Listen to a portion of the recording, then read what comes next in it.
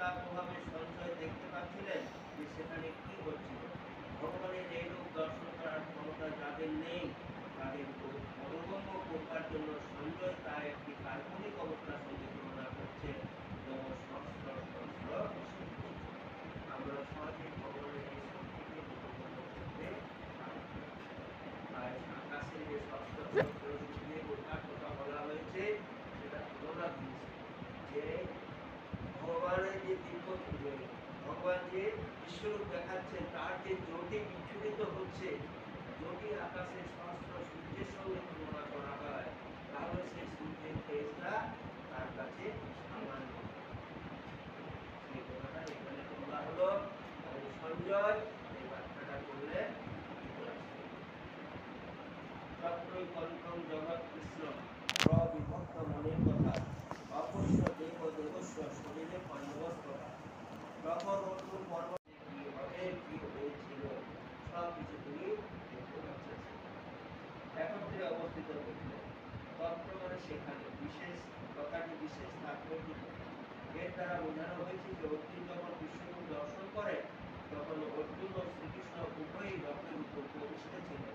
সেই যুদ্ধক্ষেত্রে অন্য আর কেউ শ্রীকৃষ্ণের এই রূপ দর্শন করতে পারেননি, কারণ শ্রীকৃষ্ণ তখন অর্জুনকে দিব্য দৃষ্টি দান করেছিলেন। শ্রীকৃষ্ণের শরীরে অর্জুন হাজার হাজার গ্রহলোক দর্শন করলেন।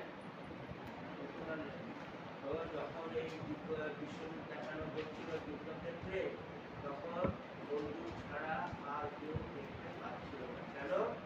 অর্জুনকেই কেবল দিব্য দৃষ্টি দান করা হয়েছিল, তাই অর্জুনই কেবল দেখতে পাচ্ছিল, অন্য আর কেউ দেখতে পাচ্ছিল না। আর দেখতে পাচ্ছিল সঞ্জয়, তিনি সেটা দেখছিলেন তার ধৃতরাষ্ট্রকে এবং যা যা দেখাচ্ছিলেন সহস্র সহস্র সূর্য এবং আশ্চর্য আশ্চর্য জিনিস সমস্ত কিছু এবং সমগ্র জগতের সমস্ত জিনিস এক জায়গায় ব্যবস্থা করে দিয়েছিলেন ভগবান তার উপরে। বৈদিক শাস্ত্র থেকে আমরা জানতে পারি যে অসংখ্য গ্রহ নক্ষত্র সম্বন্ধিত অনন্ত ব্রহ্মাণ্ড রয়েছে। তাদের মধ্যে কোনোটি মাটি দিয়ে তৈরি, কোনোটি সোনা দিয়ে তৈরি, কোনোটি মণিমাণিক্য দিয়ে তৈরি, কোনোটি বিশাল, কোনোটি আবার কত বিশাল নয়। রথে বসে অর্জুন সমস্ত কিছু দর্শন করলেন, কিন্তু অর্জুন ও শ্রীকৃষ্ণের মধ্যে তখন যে কি হচ্ছিল তা কেউ বুঝতে অসংখ্য ব্রহ্মাণ্ড আছে। অসংখ্য ব্রহ্মাণ্ডের সৃষ্টিটা জানেন তো? যতগুলো লোমকূপ ছিল ততগুলোই ব্রহ্মাণ্ডের সৃষ্টি করেছিলেন ভগবান বিষ্ণু। মহাবিষ্ণুর শরীরে যত লোমকূপ ছিল লোমকূপের এক একটা লোমকূপ থেকে এক একটা ব্রহ্মাণ্ডের সৃষ্টি করেছে এবং অসংখ্য এইভাবে অসংখ্য ব্রহ্মাণ্ড। সেই অসংখ্য ব্রহ্মাণ্ডগুলো কেমন তার বর্ণনা এখানে আশ্চর্য হয়ে গেল এই সমস্ত দেখে দেখে কি দেখছি আমি, অদ্ভুত অদ্ভুত জিনিস দেখাচ্ছে, আমার তো ভয় পাচ্ছে, আমি তা দেখতে পাচ্ছি না, সে ভয় পেয়ে গেছে। হ্যাঁ, অদ্ভুত অদ্ভুত জিনিস দেখাচ্ছে, সব কামড়ে কামড়ে গড়বড় করে চিবিয়ে খাচ্ছে, সেই সমস্ত দেখাচ্ছে। অদ্ভুত জিনিসগুলো দেখতে পাচ্ছেন, আশ্চর্য প্লাস সব কিছু হচ্ছে তার মধ্যে তিনি সব বিশ্বে দেখো কত কি রয়েছে সেই সমস্তগুলো দেখছে, তখন তার ভালো লাগছে।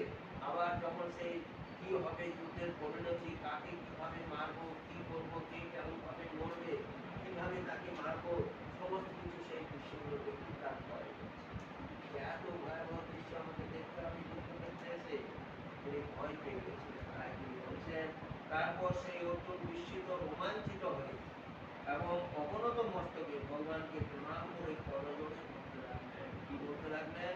এই দিব্য দর্শনের প্রভাবে শ্রীকৃষ্ণ অর্জুনের সম্পর্কের আকস্মিক পরিবর্তন হয়।